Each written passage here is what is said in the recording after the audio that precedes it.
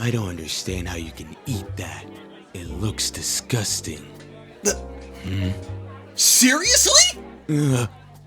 These babies are a little bite of heaven.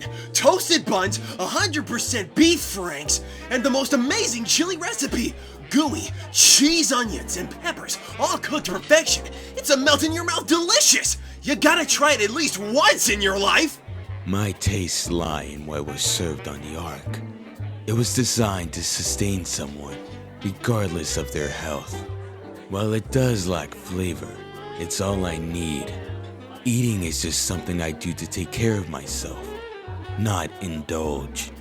I eat only what I need to, and nothing more. I don't see any reason to change that. Look, it's okay if you don't want to change that. But there's no harm in trying something new every once in a while. One bite is all I'm asking. You never know, you might like it.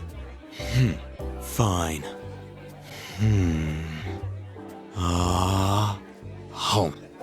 This is Delicious. One more? Ooh, waiter! Another half dozen of chili dogs, please.